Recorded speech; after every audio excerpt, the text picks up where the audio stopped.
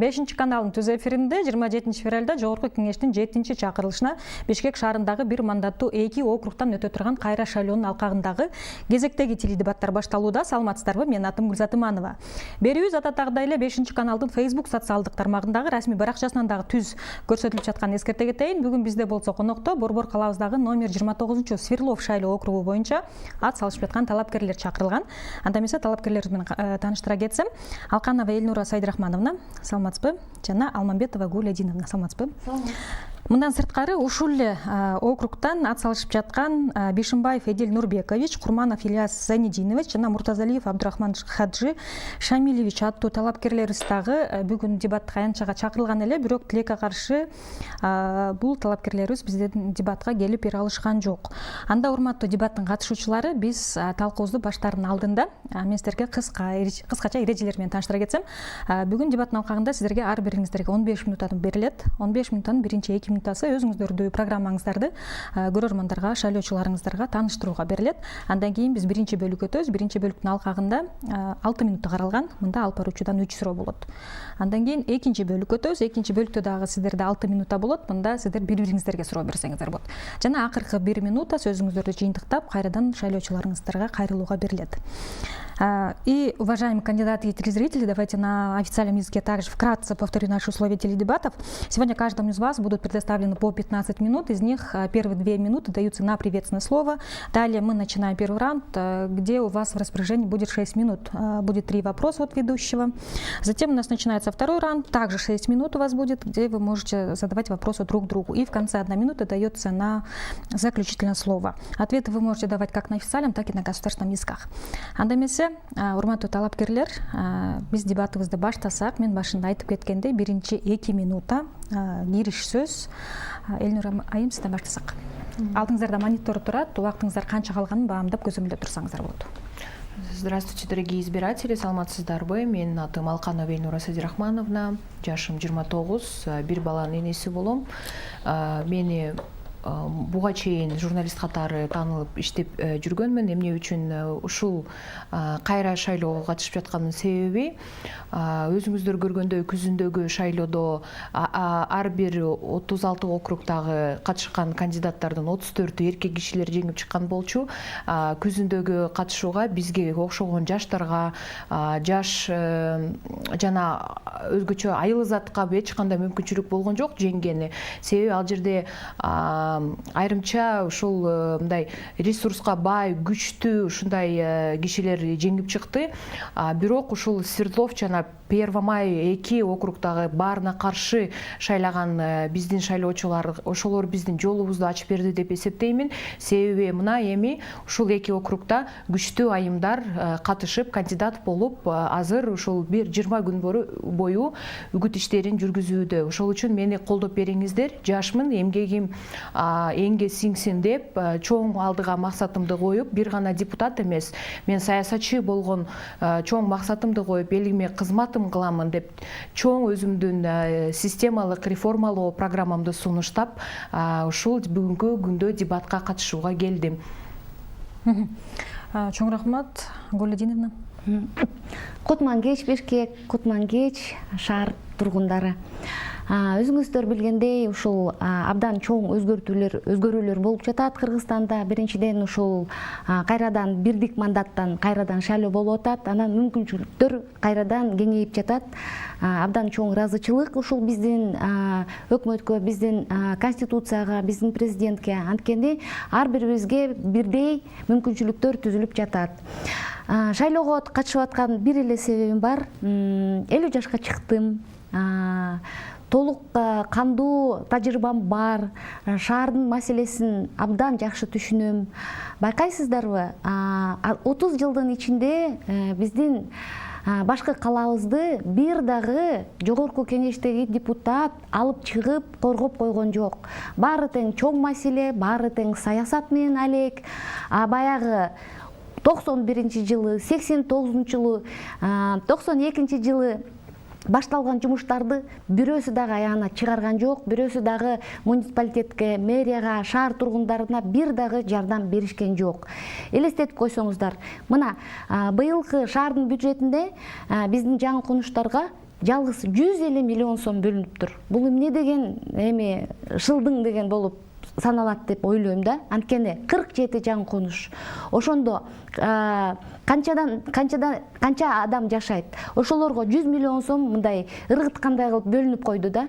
Ошондуктан шаардын бюджетинен сөзсүз катары биздин жаңы конуштарга көңүл буруш керек. Андан сырткары билесиздерби, мисалы үчүн 2 жыл мурун шаардын бюджети 56 миллиард толгон салыктардан. Ошонун ичинен Бишкекке, шаарга 8 миллиард калып калган. Ал аз болуп калат. Ошондуктан бюджетти көбөйтүш керек, жогорку кеңештен ошону айтыш керек. Чоң рахмат. Анда эмесе Элнура Сайдырахмановна, сизде дагы жарым минуттага жакын убактыңыз бар экен. Ошол убактыңыздарды колдонууга сизге мүмкүнчүлүк берели. Хорошо, я могу дополнить слова моего оппонента. Она правильные вещи говорит. Лишь дополню то, что дело в том, что раньше по партийной системе не было возможности для депутатов заниматься вопросами местного значения. А местного значения занимались местные депутаты городского кеңеша. Сейчас как раз-таки окружные депутаты у нас будут полномочия решать и расширять бюджет города Бишкек, учитывая все новые жилмассивы. Спасибо большое. Анда эмесе, урматтуу талапкерлер, биз биринчи бөлүктү баштасак, мен айтып кеткендей 3 суроо болот алып баруучудан. Карамаңыздар да, жооп берүүгө 6 минутта каралган. Жана биринчи суроо жөнөкөй эле суроо да. Эми сиздер ошол өзүңүздөрдү көрсөтүп жаткан Свердлов шайлоо округунда 28 ноябрда өткөн шайлоодо баарына каршы позициясы 37 добуштан ашык алганын билебиз. Азыр болсо сиздер кайра шайлоодо өзүңүздөрдүн талапкерлигиңизди көрсөтүү менен ушул бардыгына каршы деп добуш берген 37% шайлоочулардын добуштарына үмүт арттыңыздарбы? Жана деги эле эмне үчүн ошо Свердлов району шайлоочулары сиздерди тандашы керек? Гүл Эдиновна, сизден баштайлык. Эми өтүп кеткен шайлоодо кичине жаңылыктар көп болду. Андан кийин мен ушул биздин шайлоочуларды күнөөлөбөйт болчу элем. Анткени акыркы жылдары жалаң жанагы Элнура айым айтып кеткендей, жалаң байлар, жалаң коррупционерлер, олигархтар добуштарды сатып, элдин маанайын, элдин үмүтүн үзүп койгон. Ошол абдан туура эмес болуп, элдин маанайы аябай эле кыйла жаман болуп турат да. Ушундай көчөдөн дагы ким менен да сүйлөшпөсөң баары тең. Эми кимге ишенебиз? Баарыңар тең депутат болгондо, анан кийин элдер менен жолукпайсыңар, силерге ишенбейбиз, биздин маанайыбыз жок деп ушундай көп сөз угулат. Ошолордо, ошол маалда эки система менен болду шайлоо. Анан кийин өздөрүнүн баягы биринчиден таза шайлоонун бир көрүнүшү болду. Анткени бир кишини өткөрө турган система болсо, анда баарына каршы болбойт эле. Ошондуктан дагы бир жолу биздин шайлоо системанын сапатын аныктады. Ушул өтүп кеткен шайлоо, бул биринчи. Экинчиден, абдан прогрессивдүү шаар тургундары деп айтат элем. Өзгөчө Свердлов районунун шаар тургундары, өзгөчө прогрессивдүү шаар тургундары. Анткени алар жаңылыктарды карап жатышат. Анан кийин баягы кечкеле жылда эле бир эле киши катыша берсе, эч бир дагы жумуш бүтүрбөсө, анан кимге ишенет? Ишеним, ишенич, үмүт бул деген абдан чоң нерселер. Анан кийин чын жүрөктөн жасаган жумушту, эмгекти эл жүрөгү менен билет да. Анан кийин мурунку талапкерлерден анан тандоо кылганга кыйналдыгы деп ошондой оюм бар. Анан кийин азыр үмүтүм чоң, анткени Элнура айым айтып кетти, сиз дагы аныктап атасыз, азыркы ситуация дагы аныктап атат. Азыркы шайлоодо мисалы үчүн биздин райондо 25 талапкер аттанды. Тандоого азыр мүмкүнчүлүктөр аябай кеңейди. Ошол кеңейгенде ар бир ушул шаардын тургуну, Свердлов району болобу, 1-Май району болобу, Октябрь району болобу, Ленин району болобу, шаар тургундары үлгү катары өзүнүн позициясын бош көрсөтүп, азыр тандоого дагы мүмкүнчүлүктөрү кеңейип, бир жакшы программаларды изилдеп, окуп, жакшы бир прогрессивдүү дагы жолду да улантууда деп мен абдан чоң ишеним бар, чоң үмүтүм бар.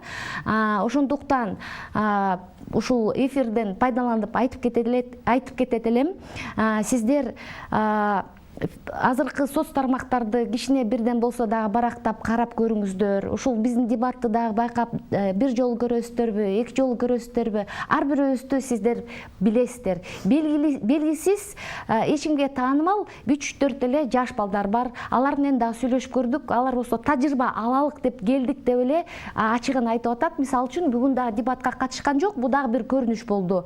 Демек алар сиздердин кызыкчылыктарды коргогонго даяр эмес экендигин өзлөрү аныктап койду. Ошондуктан канча киши дебатка келсе, сиздердин астыңыздарга кандай программаны сунуштап, сиздерге айтып берсе, ушул жакшы талдаганга мүмкүнчүлүк жаралып атат.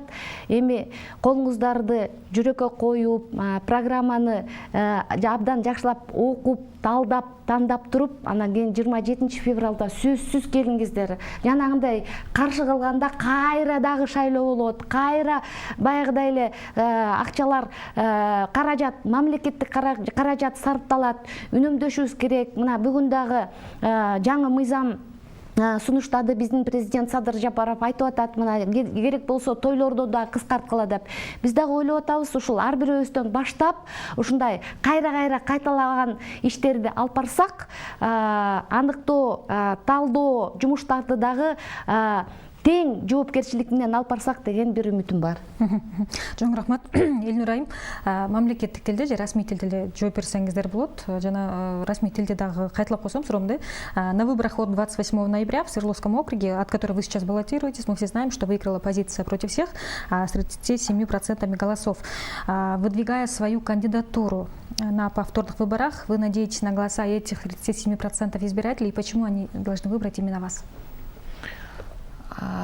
Осенью 2021 года на осенних парламентских выборах по смешанной системе в Свердловском районе проголосовало 11 тысяч граждан против всех, но в целом явка была свыше 24 тысяч избирателей. Я рассчитываю на голоса в первую очередь действительно тех избирателей, которые голосовали против всех, потому что именно они открыли возможность для женщин сейчас принимать участие. Я хочу сравнить и вот рассказать, какую большую разницу я вижу между осенними выборами и этими нашими повторными выборами. Вот на осенних выборах кандидатов было всего 5, и каждый должен был собирать по 10 тысяч голосов, то есть 8-10 тысяч или 12 тысяч голосов для того, чтобы преодолеть порог и победить. И все кандидаты, на мой взгляд, избиратели их не знали. То есть это были какие-то чиновники местного уровня, которые практически много лет работали для своего района, и никто даже не мог понять, что полезного этот человек сделал, когда он уже был при службе.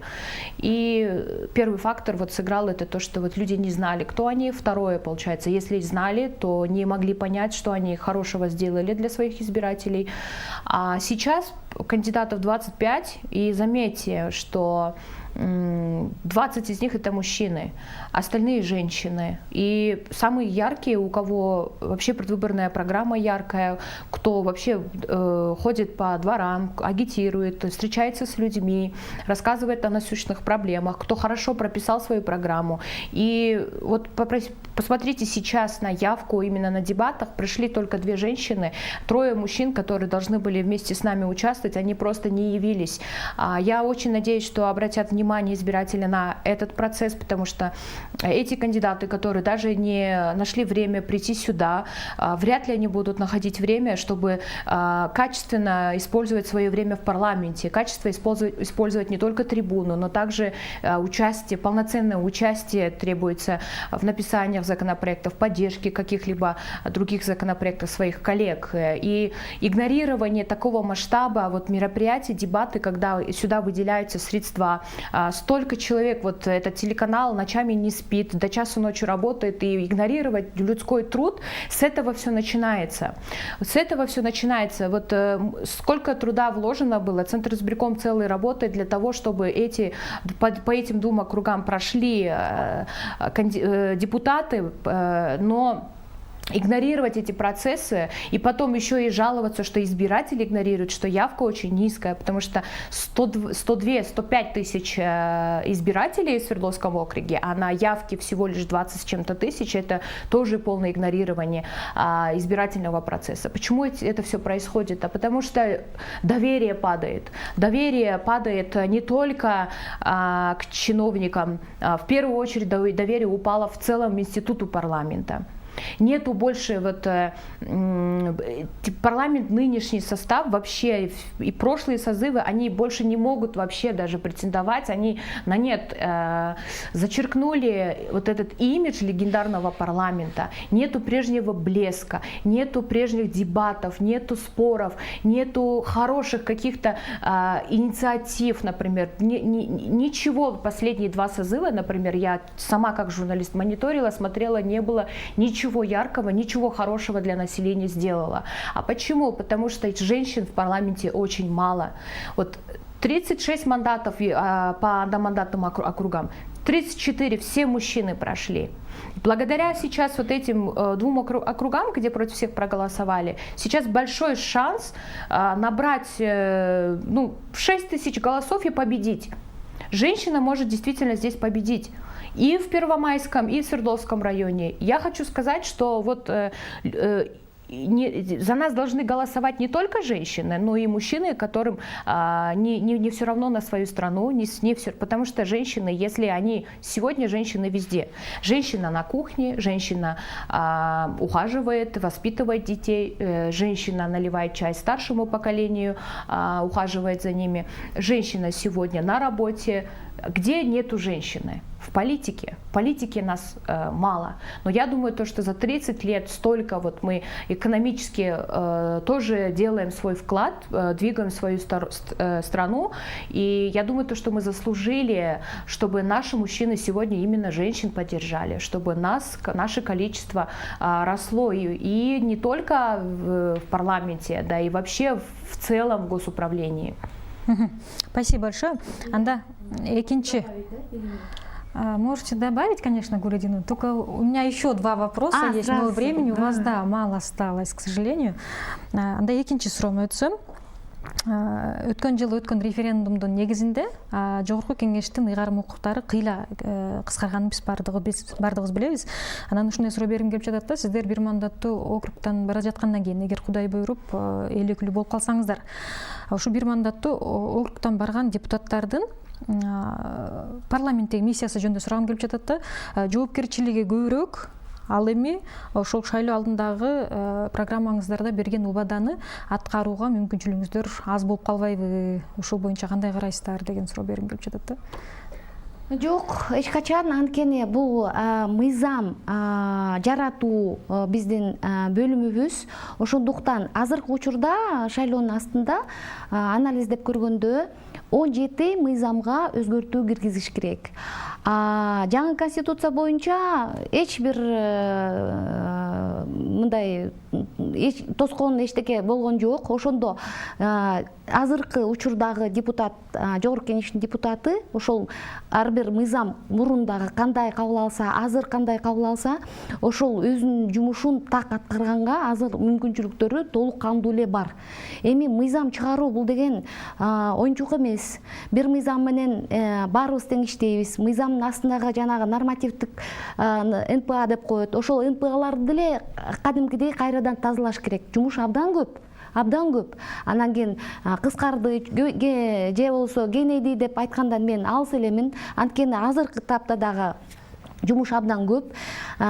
Кызыкчылык, өздүк кызыкчылыктар кичине кыскарып калды. Анысы бар. Кийлигишкен жумуштар кыскарып калды. Мен ага сүйүнүп эле жатам. Ошол мыйзамдын сабатын аябай жогору көтөрүш керек. Ошон үчүн төмөндөп кетпедиби бир топ эле. Баарыбыз тең калпак кийбе, муну көтөр, тигини көтөр деп эле майдаланып кетти. Анан кийин негизги маселелер калып атпайбы? Ошондуктан менин оюмча андай катуу мындай өзгөрүүлөр болгон жок. Мисалы үчүн өзүмдүн программама айтып кетсем, шаарды коргогонго, шаардын маселесин 30 жылдан бери чечилбеген баягы Чилистен кишини алып келип мэр болуп коюп койсок дагы анын да ал жетпейт. Анткени мыйзамдар 17 мыйзам алсыз. Чоң рахмат, убактыңыз аягына келип калды. Элнур айым. Тот же вопрос, на официальном также повторю, да, свой вопрос. Не считаете ли вы, что после проведенного референдума в прошлом году, когда полномочия Жогорку Кеңеш существенно сократились, у депутатов, особенно у депутатов, которые прошли и пройдут, да, по одномандатным округам, у них ответственности больше перед избирателями, а возможности реализовать свои предвыборные программы и обещания меньше? Возможности депутатского корпуса сокращались не последней конституцией, а предпоследней конституцией. Даже возможности сокращаются, знаете, с 2012 года. Эти тенденции имеют свои причины. Почему сокращаются и почему общество, то есть народ, парламент, это же представители народа, и народ в первую очередь должен был выступить против всех этих инициатив. Но мы видим абсолютно другую тенденцию. Само общество поддерживает сокращение полномочий парламента. Почему? По той причине, что сами депутаты себя дискредитируют. Спасибо большое. К сожалению, ваше время завершено. Анда эмес, урматтуу талапкерлер, биз экинчи бөлүгүбүзгө өтсөк, дебатыбыздын мында сиздер бири-бириңиздерге суроо берсеңиздер болот. Ар бириңиздерде 6 минут убактыңыздар бар. Гулядиновна, сизден баштайлык. Мен суроо берсем болот, да? Скажите, пожалуйста, вы узнавали, интересовались, может быть, или, может быть, знаете ответ, какой бюджет Свердловского района на этот год?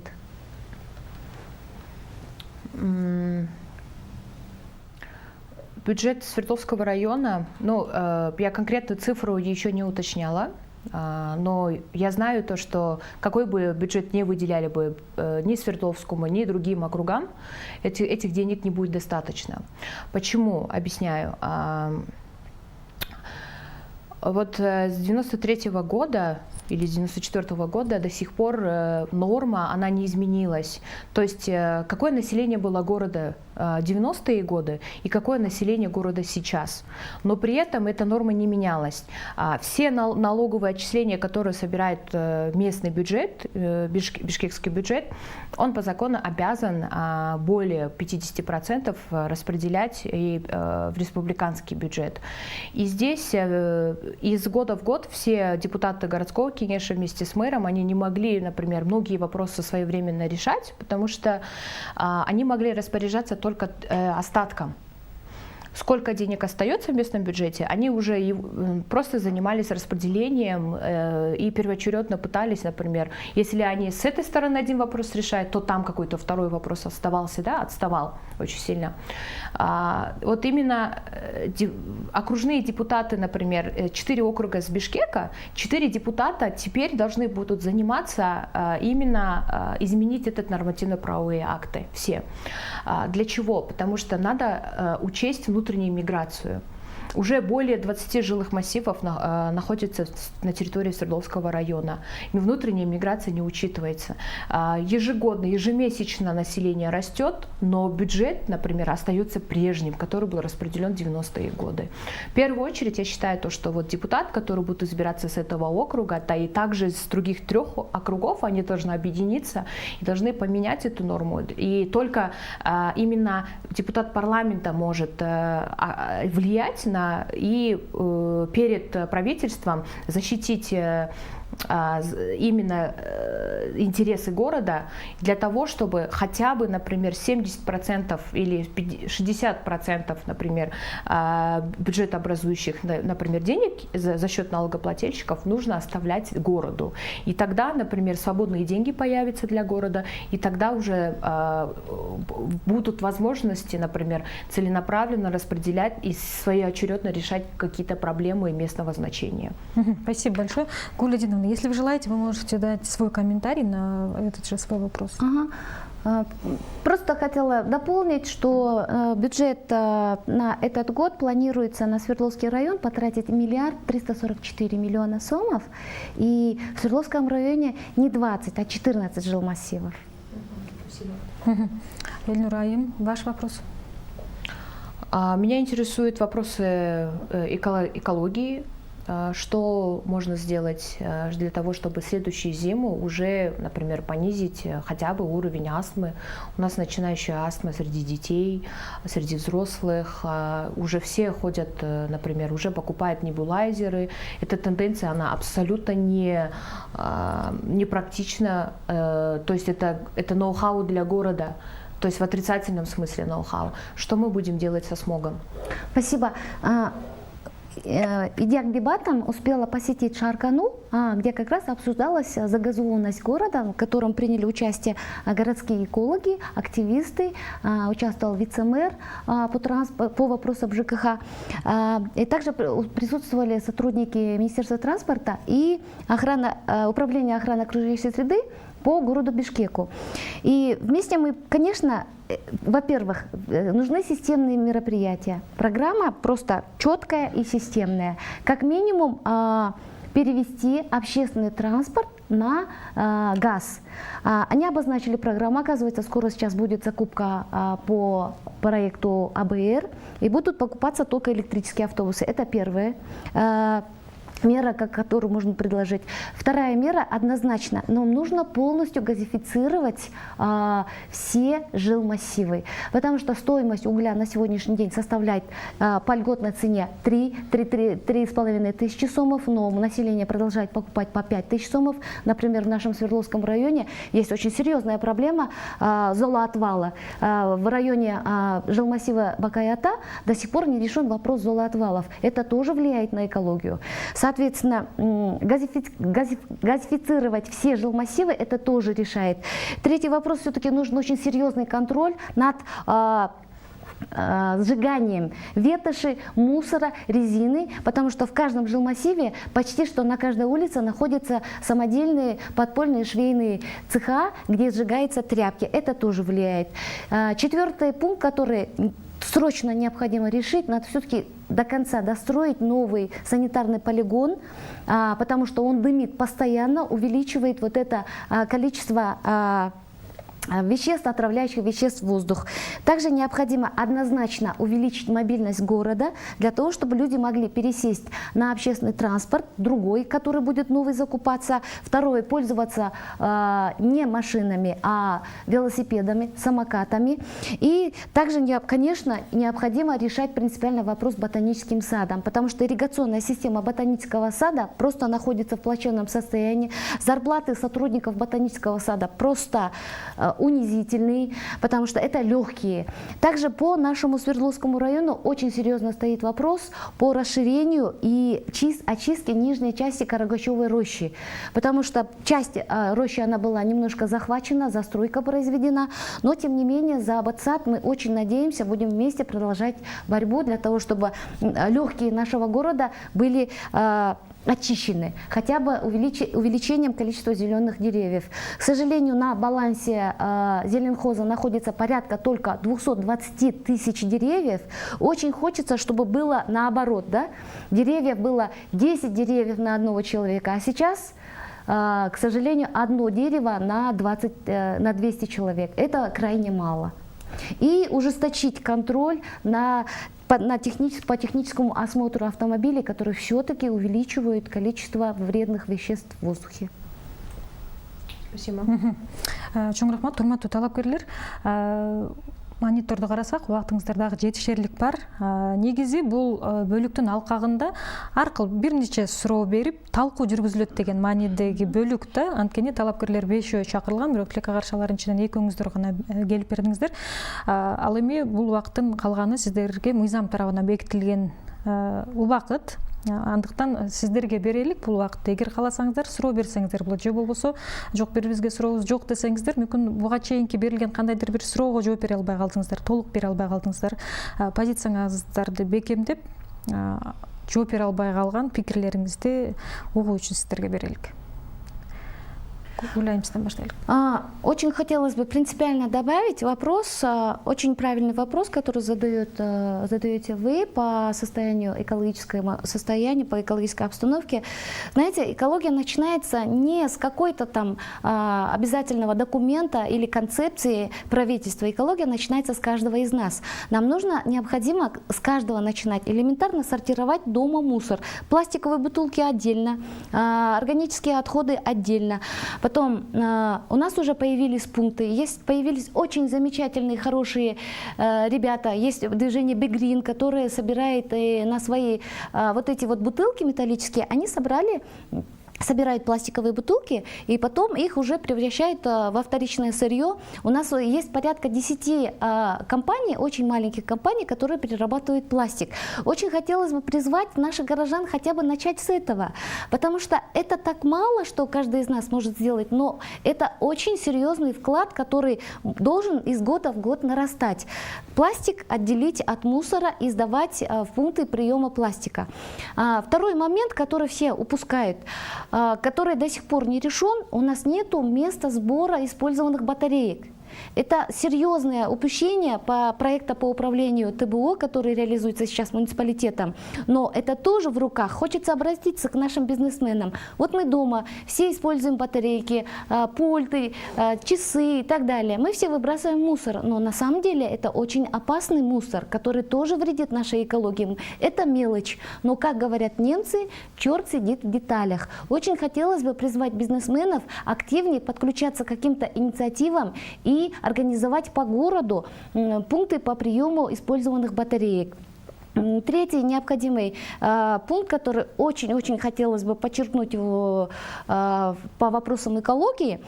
Знаете, мы последние годы очень легко соглашаемся на всякие субботники и проводится очень много акций по посадке деревьев. Всегда хочется спросить, скажите, пожалуйста, а вы ухаживаете за тем деревом, которое вы посадили? Провели субботник, какие-то саженцы купили, деньги собрали, но ведь за деревом, как за ребенком, надо следить. Спасибо большое, Эльнура.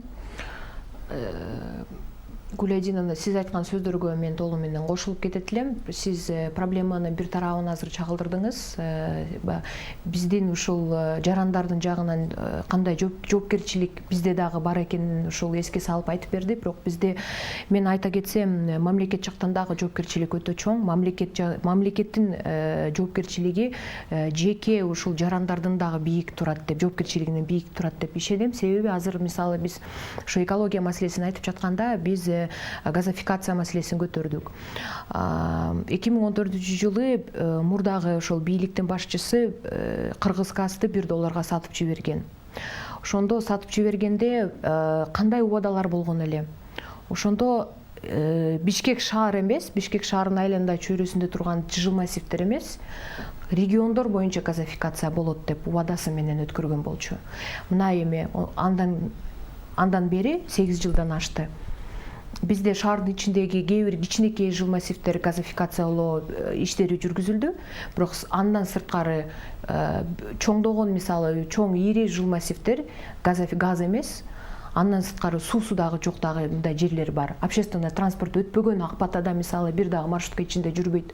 Кичинекей мисалы мектепке барган жарандарыбыз, алар бир күндө 3 километрден 5 километрге чейин пешком басышат, чоң жолго трассага чыгып маршруткага отуруп атышкан, ушундай абалга келишти. Бирок ушул газификациялоо маселесинде мисалы жарандардын эч кандай тиешеси жок. Бул жерде мамлекеттик деңгээлде чечиле турган нерсе. Мамлекет дагы ага жоопкердүү эмес, себеби жоопкерчилик Газпромго өткөрүп берген. Газпромдун астында ушул орчундуу маселени чечүү керек. Кантип чечебиз? Мына мисалы азыркы биздин ушул бийликтин, парламенттин өкүлдөрү Москвада жүрүшөт. Мен сүрөттөрүн көрүп калдым. Ушул көптөгөн депутаттар барыптыр. Анан бир ушул Россиядагы чоң бир саясатчы менен жолугушууда сүрөттөрү пресс-служба таратты. Анан ошону көңүл буруп мен мындай суроо бердим. Мага абдан кызык болду. Кайсы тилде сүйлөшүптүр алар деп. Себеби бизде парламентте отурган депутаттардын көбү орусча сүйлөбөйт. Газпром маселесин чечиш үчүн бул жерде мындай аябай тонкий мындай дипломатия керек. Ал жерде жок дегенде тил билишиң керек биринчи. Экинчиден билимиң жогору болуш керек. Ошол эле биз барып жаткан өлкө тарап бизди мындай тоготкудай мамиле жүргүзүш керек биз менен. Ошолорго биз дал келиштүү сөздөрдү мындай жыйнап, оюбузду жыйнап барышыбыз керек ал жерде. Андан сырткары мындай мен орус тилди айтпай эле коеюн, кыргызча так сүйлөй алышпайт. Анан ошол кишилерди биз мисалы шайлап, ошолорго биз үмүтүбүздү коюп туруп карап отурабыз. Ошолор биздин газификация маселебиз Газпром деген эптеп эмес чоң корпорациянын астында чечип берет экен деп. Эч ким чече албайт. Себеби биз туура эмес адамдарды шайлап жатабыз. Биз Чоң рахмат. Анда эмесе, урматтуу талапкерлер, биз ушу менен дебатыбыздын эң акыркы бөлүгүнө да келип калдык. Мында ар бириңиздерде 1 минутадан болот. Сөзүңүздөрдү жыйынтыктап, шайлоочуларыңыздарга кайрылсаңыздар болот. И, уважаемые участники, мы подошли уже к заключительной части наших теледебатов. У вас у каждого будет по 1 минуте на обращение к своим избирателям и на заключительное слово. Гулидиновна, сизден баштайлык. Бишкек сүйүктүү шаарыбыз. Бишкекти сүйүү бул абдан чоң жоопкерчилик. Бишкекти улам эле экинчи кезекке эле, экинчи, үчүнчү кезекке эле коюп, башка маселе менен алек болуп жатышат. Мэрге, муниципалитетке баарыбыз тең жинибиз келет, тигиндей иштейсиң, мындай иштейсиң деп. Анан мен айтат элем, урматтуу шаар тургундар, ушул Бишкекти сөзсүз коргошубуз керек. Бишкектин өкүлү сөзсүз жогорку кеңеште болуш керек. Анткени 30 жылдан бери биздин жаңы конуштар баягы өгөй балдарындай мамиле көрүшөт. Бул эми качан токтойт ушундай мамиле? Экинчисинен биздин эле Свердлов районунда аркы тарап Алабейдин район, берки тарап Бишкек. Аны токтотуш керек. Бишкек — это все-таки любимый город. Хочется подарить свою любовь и свою ответственность каждому горожанину. Спасибо большое, Эльнур Айым. Мен өзүм Ош шаарында төрөлүп өскөнмүн. Тайнемдин колунда чоңоюп, алайда Карагулжанын кызы боломун. Бирок 2008-жылы билим издеп, жогорку окуу жайга тапшырып, Бишкекке көчүп келгенмин. Бишкек жана ушул Чүй облусунун мен аябай чоң ыраазычылык билдиремин. Себеби 6 дубандан келген бүт жарандарыбызды баарын жүрөгүнө коюп, ар бирибизге орун таап, ушул жерге үй таап келатабыз. Ошол үчүн мен дагы сиздердей качандыр ушул 14 жыл болот быйыл көчүп келгенимден бери бир үйдөн экинчи үйгө көчүп кийин үйлүү болуп отуруп калганмын. Ошол үчүн сиздердин көйгөйүңүздү мен абдан жакшы түшүнөмүн. Сиздердин көйгөйүңүздү чечкенге мен даярмын. Жаш десем жашым бар, эрик десем эрик бар, мүнөз десеңиз курч мүнөзүм бар, тажрыйбам бар, билимим бар. Тил десе 3 тилде сүйлөймүн. Анан дагы мен абдан ушул билимге суусаган айыммын. Мени шайлаңыздар. Номер 16. Чоң рахмат. Анда эмесе, урматтуу катышуучулар, ушуну менен биз бүгүнкү дебатыбызды жыйынтыктайбыз. Убактыңыздарды бөлүп, биздин дебаттык аянтчага келип, талкуу жаратып бергениңиздерге чоң ыраазычылык. Тилекке каршы 3 катышуучубуз келген жок. Ал эми келип бергениңиздер бул кандайдыр бир деңгээлде шайлоочуларыңыз алдындагы жоопкерчиликти билдирет деген ишеним бар да. Жана албетте бардыгыңыздарга ийгилик келе жаткан шайлоодо. На этом мы заканчиваем сегодняшний дебат и выражаем вам благодарность за участие и желаем вам, конечно же, удачи. Урматтуу көрөрмандар, ушуну менен биз жогорку кеңештин 7-чи чакырылышына аттанып жаткан талапкерлердин кезектеги теледебатын жыйынтыктайбыз. Бүгүн болсо биздин студияга номер 29 Свердлов шайлоо округунан жогорку кеңештин 7-чи чакырылышына ат салышып жаткан талапкерлер чакырылган. Анчинен Алмамбетова Гулидиновна жана Алканова Эльнура Сайдырахмановна келип берди. Дебатты мен Гүлзат Иманова алып бардым. Саламатта калыңыздар.